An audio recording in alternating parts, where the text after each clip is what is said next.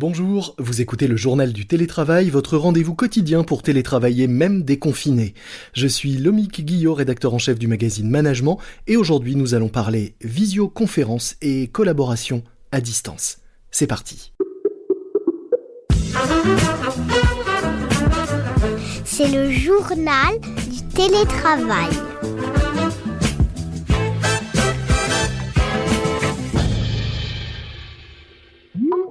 Aujourd'hui, dans le journal du télétravail de management, je reçois Nadine Yachouchi, directrice de l'entité M365 chez Microsoft France, et plus particulièrement en charge de cette plateforme que vous avez sans doute tous utilisée ces derniers mois, une plateforme qui s'appelle Teams. Bonjour Nadine. Bonjour, comment vous allez? Très bien, et vous? Bien, merci. En télétravail, donc toujours malgré le déconfinement. Exactement. En avril, Teams a enregistré un pic de plus de 200 millions de participants à des réunions virtuelles sur une seule journée, et ça faisait suite à un autre record en mars avec une croissance de plus de 1000% du nombre de visioconférences sur la plateforme. Est-ce qu'avec le déconfinement, ces chiffres sont un peu retombés, ou est-ce que c'est toujours la folie sur Teams? Alors, je dirais que c'est toujours la folie sur Teams, car beaucoup d'entreprises ont continué le télétravail depuis cette période et de notre côté, on est toujours auprès de nos clients pour les aider justement à bien assurer leur télétravail et d'assurer toute cette continuité. Quels sont les chiffres aujourd'hui? Le dernier chiffre communiqué en date, donc c'est bien 75 millions d'utilisateurs actifs quotidiens sur la plateforme de Teams au niveau mondial. En janvier, dans une interview, vous disiez, en parlant des grèves que nous avions connues, on a vu une explosion des usages. À l'époque, ça avait déjà l'air d'être du jamais vu. Là, c'est au-delà de ce que vous aviez vécu et anticipé à cette époque. Exactement. On a vu, énormément de clients qui ont, découvert le télétravail, qui n'avaient pas, découvert ça pendant les grèves et il y a eu, voilà, un pic massif. Vous notiez, les différents chiffres pour pas n'en rajouter, voilà, en mars, durant les 3 ans d'anniversaire de Teams, on était à 45 millions d'utilisateurs actifs, quotidiens et on a eu Mmh. en un seul mois, plus de 70 d'augmentation jusqu'à ces 75 millions d'utilisateurs actifs quotidiens. Spectaculaire. On va quand même rajouter un chiffre, c'est un chiffre que vous donnez chez Microsoft. Vous dites que 50% du travail accompli aujourd'hui l'est grâce à la collaboration. Alors quelles sont selon vous les bonnes pratiques, les règles pour maintenir une collaboration efficace à distance? Et quelles sont d'ailleurs celles que vous-même, vous appliquez chez Microsoft? Dans la collaboration, c'est vraiment, utiliser toute la partie de comment on fait pour mieux, travailler ensemble. Aujourd'hui, Mmh. Teams, c'est, une vraie plateforme, collaborative et c'est une seule plateforme et donc c'est vraiment au-delà de la visioconférence qu'on a tous, beaucoup utilisé, des appels, du chat pendant cette période. C'est vraiment comment on prépare bien nos réunions et comment on travaille bien avec les autres en se partageant des documents avant, en essayant de, collaborer sur les mêmes documents après et donc c'est, vraiment, toute cette partie de communication sur, plusieurs niveaux qu'on a. Un élément de succès justement de cette collaboration, c'est de ne pas la diminuer ou de ne pas la réserver à seulement de la visioconf ou du chat, mais d'être capable en fait d'utiliser tous les outils qu'on a à notre disposition. Et du côté de Microsoft, est-ce que vous avez, vous, des bonnes pratiques? Est-ce que vous avez expérimenté des choses dont vous pourriez nous faire, profiter? Chez Microsoft, nous, ça faisait, plusieurs années que nous avions testé le travail à distance, mais Mmh. effectivement, pendant le confinement, on a, vraiment, augmenté nos pratiques. Les différentes, qu'on a mis en place, c'est par exemple sur la partie, purement, réunion, réduire nos réunions. C'est-à-dire leur nombre ou la durée? Alors les 2, leur nombre en se disant: «On va privilégier» puisqu'on avait tous, une vie aussi perso à gérer pendant ce temps-là. Donc comment en fait on restreignait nos réunions au plus essentiel. Comment on a Mmh. passé aussi la plupart de nos réunions à 45 minutes sur certains sujets. Donc ça nous a beaucoup aidé sur toute la partie de gestion de l'emploi du temps et finalement on s'est rendu compte que maintenant, ben, pourquoi, faire une réunion qui prend plus de temps, maintenant qu'on peut, tout rentrer dans 45 minutes. Donc on est vraiment allé plus à l'essentiel. En contrepartie, en fait, on a privilégié aussi, des temps de, lien humain avec les équipes, c'est-à-dire, on s'est mis des, cafés virtuels le matin, en vidéo. Mmh. On a établi ce qu'on appelle un 4-4 chez Microsoft, Qu'est-ce que c'est-à-dire, c'est? ce sont nos 4 règles. Ça sera, comment on privilégiait, la déconnexion pour, chacun de nous. Typiquement, de ne pas, faire des réunions, avant 9 heures, après 17 heures. On a élargi aussi la pause déjeuner pour être capable de gérer notre, vie personnelle, donc pas de meeting par exemple entre 12h30 et 14h et ça nous a vraiment vraiment permis en fait de trouver un meilleur équilibre aussi pour tous ceux qui devaient gérer, voilà, leur vie personnelle pendant cette période. C'est-à-dire, si je vous entends bien aussi, qu'au-delà des solutions, technologiques qui sont indispensables pour pouvoir bien télétravailler, il est également indispensable d'avoir des règles pour que l'humain suive? Tout à fait, ce sont des règles qui peuvent venir, de l'entreprise, mais c'est aussi des règles sur lesquelles on peut tous se mettre d'accord. Mmh. Moi, j'avais, une règle, par exemple, que j'avais affichée, pour mon équipe en disant, voilà, tel après-midi sur telle semaine, ben, je ne suis pas dispo parce que,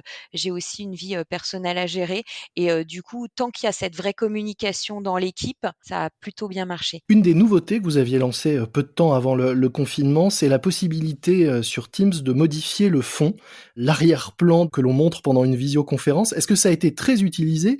Ou est-ce qu'au contraire, finalement, cette période de confinement, chacun n'a pas eu envie de faire partager un peu de, son quotidien, de son intimité, je dirais même, pour montrer à la fois, le cadre dans lequel il évoluait, ses contraintes, éventuellement et ses limites? On a eu, tous les cas de figure et c'est d'ailleurs la richesse de Teams, c'est, vraiment de pouvoir l'utiliser, comme on veut et en fonction, des moments ou des personnalités. Mmh. Moi, je sais que, de ce qu'on a vu, on a vu, beaucoup d'utilisation comme vous le dites ou, sur des réunions plus intimistes, voilà, les personnes partagent sans fond d'écran pour pouvoir, faire rentrer les gens, voilà, dans leur intimité. Mmh.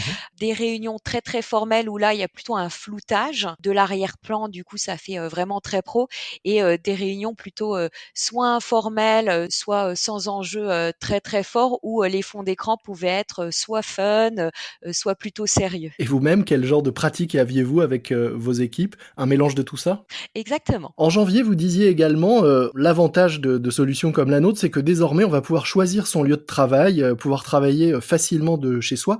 Sauf que là, on n'a pas choisi, on s'est retrouvé obligé de travailler, de chez soi. Nous, ce qui nous intéresse, c'est donner la possibilité à chacun de choisir, en fait, le mode qui lui est propre et du coup, je pense qu'en fait, dans le futur, chacun trouvera un meilleur équilibre plus, des personnes et on a vu des annonces dans la presse d'entreprises qui veulent passer en 100 digital Mmh. et d'autres qui n'ont qu'une hâte, c'est de réouvrir leurs locaux. Donc quoi qu'il en soit, avec Teams, je pense qu'on verra, une utilisation, peut-être, différente en fonction des profils de clients. Oui, par exemple, pour rebondir là-dessus, quand je lis dans les missions de Microsoft, je vois Microsoft s'est fixé pour mission de proposer à chaque individu et à chaque organisation les moyens de réaliser ses ambitions, tout en offrant à chacun un environnement de travail qui répond aux besoins de chacun. OK, mais concrètement, qu'est-ce qu'il y a derrière cette phrase? Je vous parlais de Teams pour prendre cet exemple que Mmh. tout le monde commence à bien connaître. C'est vraiment, une plateforme collaborative où tout le monde travaille dessus, mais qui offre plein de possibilités. Par exemple, sur cette plateforme, on peut parler par chat, par vidéo, par, téléphone. Donc en fonction des personnes et des envies, si par exemple, vous et moi demain on veut se faire une vision, on est capable de le faire sur Teams, mais on est aussi capable de chatter.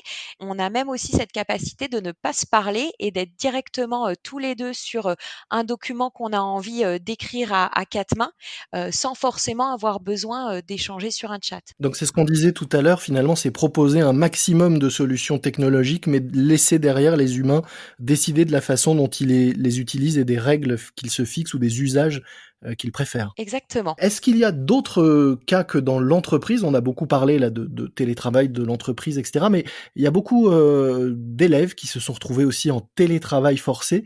Est-ce que c'est une solution? Est-ce que vous avez vu des usages, de Teams et de vos outils que vous n'aviez pas, soupçonnés jusqu'à présent ou qui ont également explosé dans d'autres cadres que dans celui purement professionnel? Sur tout le secteur de l'éducation, on a en effet vu un énorme boom de l'utilisation de Teams. Nous proposons, Teams pour éducation, donc qui est une version, beaucoup plus adaptée, qui reste du Teams, mais qui est, beaucoup plus formatée pour que les étudiants y retrouvent, leurs devoirs, les professeurs puissent, créer leur classe Mmh. à l'intérieur. Effectivement, nous avons vu un boom d'utilisation, de nos outils, Teams pour éducation, dans les universités et les écoles. Je pense à Paris Dauphine ou à d'autres universités qui ont passé tous leurs cours en virtuel, grâce à ces outils. Qu'est-ce que vous pensez qui va rester, de la période, un peu particulière, même très particulière que nous avons vécue? Qu'est-ce que chez vous, vous allez changer, chez Microsoft? On parlait tout à l'heure de la durée des réunions. Est-ce qu'il y a d'autres choses? Et au sein même de votre, équipe, est-ce que, votre rapport au télétravail va évoluer après ces mois de confinement? Je vais reprendre peut-être les phrases de notre CEO, Mmh. Satya Nadella qui disait, on a vu en 2 mois une avancée, technologique de 2 ans et je pense que c'est très vrai. Là, sur les 2 derniers mois de confinement, il y a eu beaucoup de pratiques qui se sont mis en place et qui ont été une opportunité, pour, des collaborateurs et pour des entreprises de voir qu'en fait, il y avait plein d'opportunités de télétravail. Donc je pense que ça, on reviendra pas en arrière là-dessus.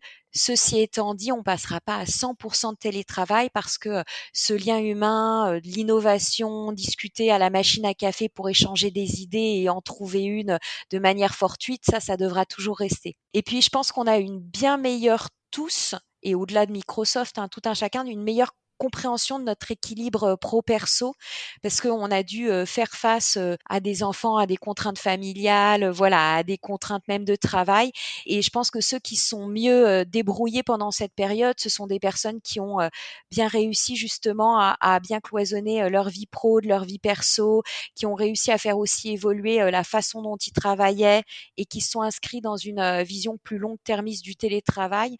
Je pense que tout ça, ce sont des bonnes pratiques qu'on va, vraiment, bien digérer maintenant pour voir comment on peut offrir le plus de flexibilité à nos collaborateurs. Et à nouveau en laissant donc, le maximum de choix comme, avec l'utilisation de vos outils. Merci beaucoup, Nadine Yachouchi. Je rappelle que vous êtes directrice de l'entité M365 chez Microsoft France et notamment en charge de la plateforme Teams, plateforme qui a enregistré avec le confinement, qui avait déjà un beau succès avant, mais qui a enregistré des chiffres évidemment incroyables de connexions et d'utilisateurs au cours de ces derniers mois. Merci à vous.